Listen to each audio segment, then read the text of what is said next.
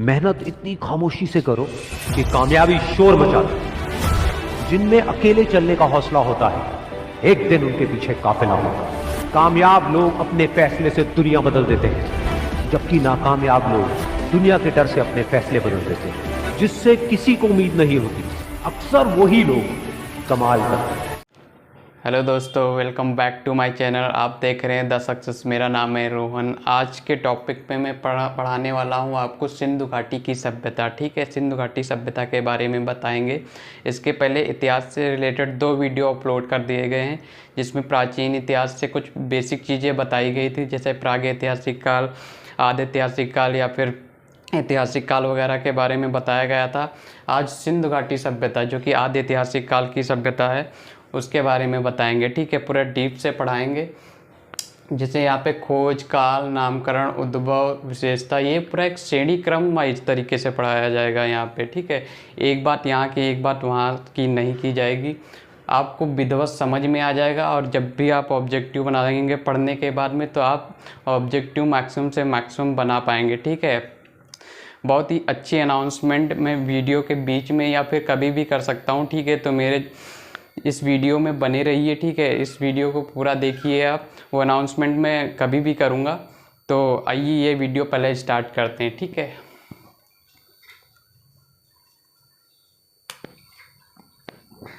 देखो, सिंधु घाटी की सभ्यता में खोज, सबसे पहले पॉइंट खोज, मतलब इसकी खोज किस किस ने की थी। ठीक है, कब कब की थी इसके बारे में जानते हैं। चार्ल्स मेसन एक ब्रिटिश विद्वान थे, या ब्रिटिश अधिकारी थे, या ब्रिटिश मेंबर थे। ठीक है, जिन्होंने 1826 में पाकिस्तान के कुछ भाग का दौरा किया था। तो वहाँ पे उन्होंने सिंधु घाटी सभ्यता के कुछ उत्खनन प्रमाण वगैरह उनको मिले थे, लेकिन इन्होंने कंफर्म नहीं बताया था कि यहाँ पे कोई सिंधु घाटी सभ्यता जैसी चीज़ है। ठीक है, तो प्रथम खोजकर्ता इन्हें माना जाता है, लेकिन ये पुख्ता सबूत कुछ नहीं दिए थे। ठीक है, और इन्होंने एक बुक भी लिखी थी, नरेटिव ऑफ जर्नी। ठीक है, उसी के संबंध में। फिर आते हैं बर्टन बंधु। ये बर्टन बंधु कौन थे? बर्टन बंधु जब कराची से लाहौर की तरफ एक लाइन बिछाई जा रही थी, रेलवे लाइन। कहाँ? कराची यहाँ पे एक समुद्री तट पे स्थित है। ठीक है, और लाहौर के बीच में जब एक लाइन बिछाई जा रही थी, कौन सी? रेलवे लाइन बिछाई जा रही थी। ठीक है, तो उस टाइम पे बहुत सारे टीले यहाँ पे मिले थे, टीले वगैरह मिले थे। तो यहाँ उन टीलों से बहुत सारी ईंटें मिली थी। उन ईंटों का इस लाइन के बिछाने में यूज किया था उन्होंने। ठीक है, कौन? ये बर्टन बंधु थे, जेम्स और विलियम ने। तो उस टाइम पे उन्होंने इस ईंटों का प्रयोग कर लिया, लेकिन उन्होंने इस चीज़ की जानने की कोशिश नहीं की कि यहाँ पे कोई सभ्यता वगैरह है। ठीक है, तो इन्होंने ये काम कब किया था? 1856 में। ठीक है, उसके बाद अलेक्जेंडर कनिंघम को पुरातत्व विभाग का जनक भी कहा जाता है। भारतीय पुरातत्व विभाग का जनक भी कहा जाता है अलेक्जेंडर कनिंघम को।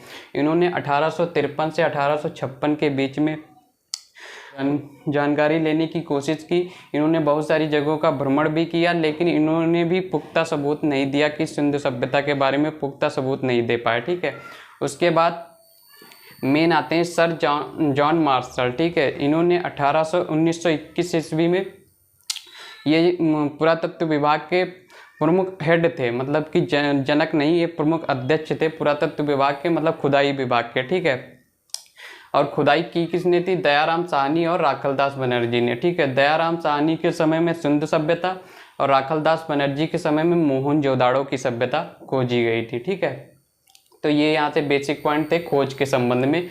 अब आइए काल के संबंध में कुछ पॉइंट्स देखते हैं।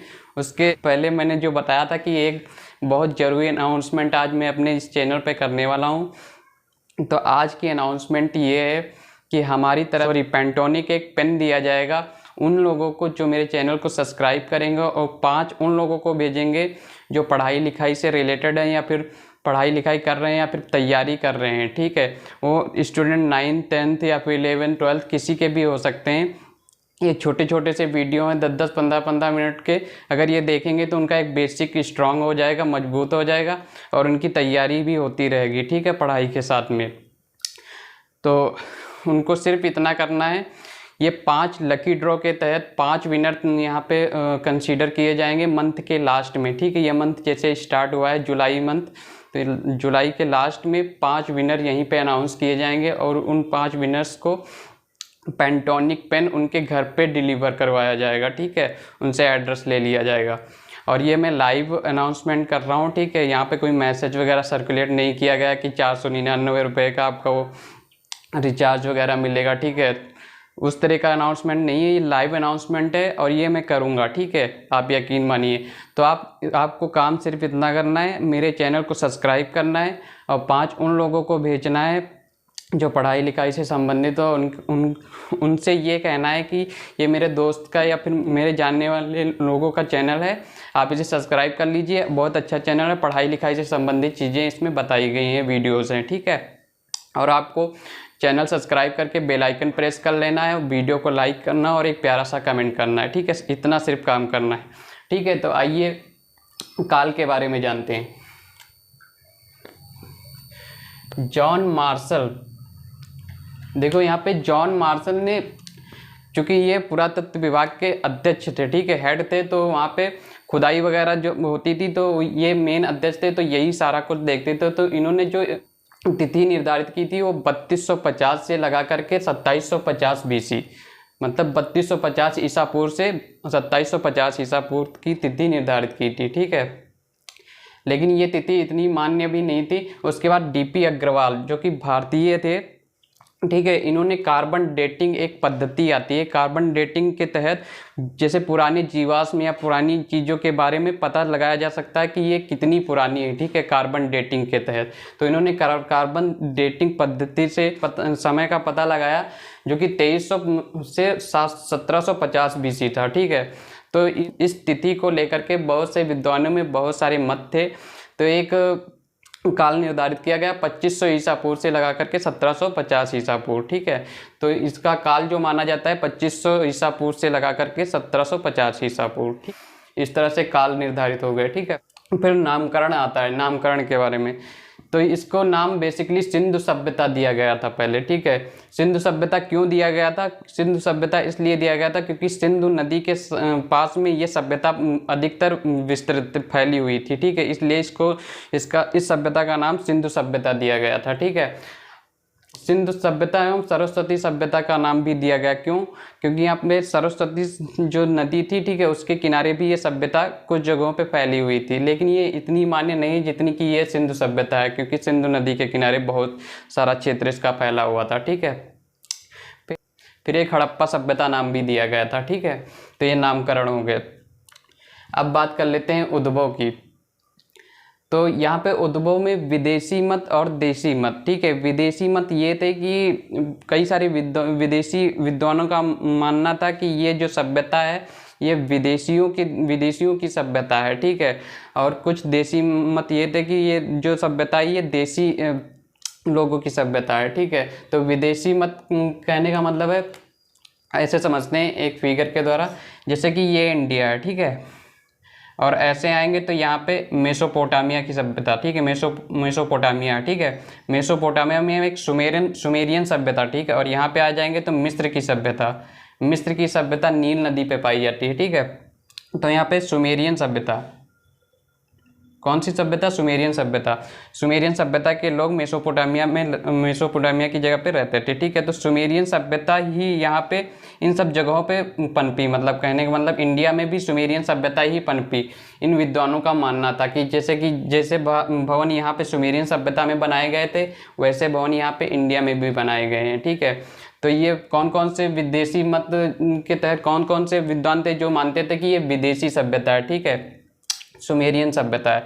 मार्शक और व्हीलर और चाइल्ड डीडी, कौशाम्बी ETC, मतलब कि ये इतने विद्वान थे जो कि मानते थे कि ये विदेशी सभ्यता है, ठीक है। जो सिंधु घाटी की सभ्यता है वो एक सुमेरियन सभ्यता है।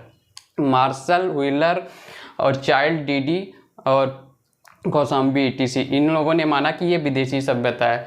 और कुछ विदेशी विद्वान भी और स्थानीय विद्वान भी इस चीज़ को मानते हैं कि ये स्थानीय सभ्यता है। उसमें कौन कौन से लोग हैं? जैसे कि राखल दास बनर्जी, जिन्होंने कि मोहनजोदड़ो की खोज की थी, ठीक है। तो ये बोलते हैं कि ये जो सभ्यता है ये द्रविड़ लोगों की सभ्यता है, ठीक है। और यहाँ पे TN रामचंद्रन एवं लक्ष्मण स्वरूप पुसालकर ये मानते हैं कि ये जो सभ्यता है ये आर्य लोगों की है।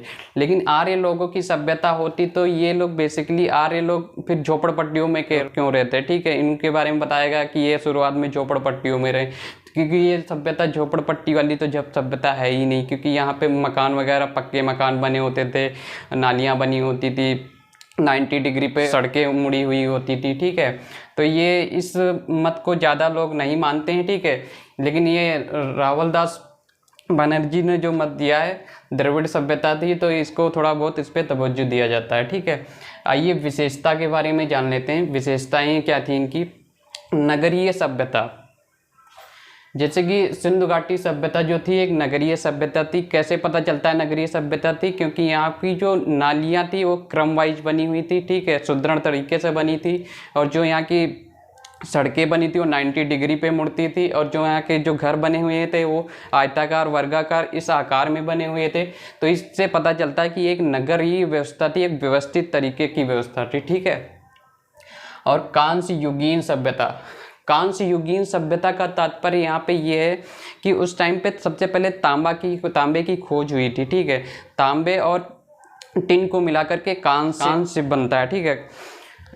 तो तांबे और टिन को मिलाकर के कांस्य बनता है, इसलिए इसे कांस्य युगीन सभ्यता भी कहा जाता है, ठीक है।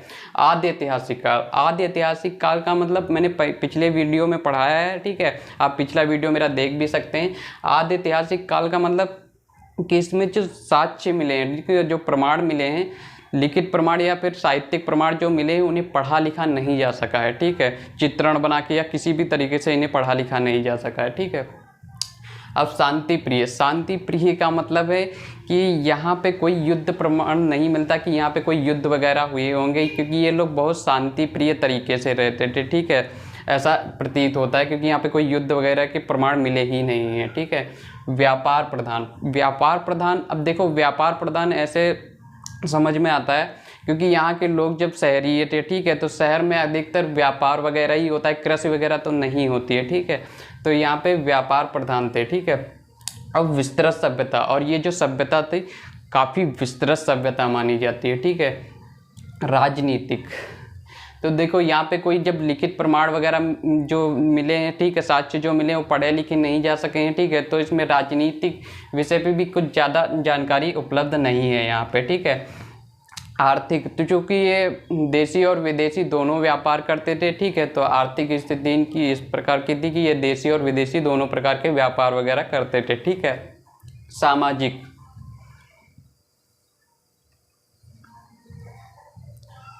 सामाजिक में मतलब ये समाज से जुटे हुए थे, ठीक है। सामाजिक का कहने का मतलब दो वर्ग इनके थे, दो टाइप के वर्गों में लगभग इनको देखा जा सकता है, क्योंकि यहाँ पे एक उच्च नगर था, एक निम्न नगर था। उच्च वर्ग नगर में धनी लोग रहते थे, जबकि निम्न नगर में गरीब लोग रहते थे। तो समाज को ऐसे दो वर्गों में बांट सकते हैं, धनी वर्ग और निर्धन वर्ग, ठीक है।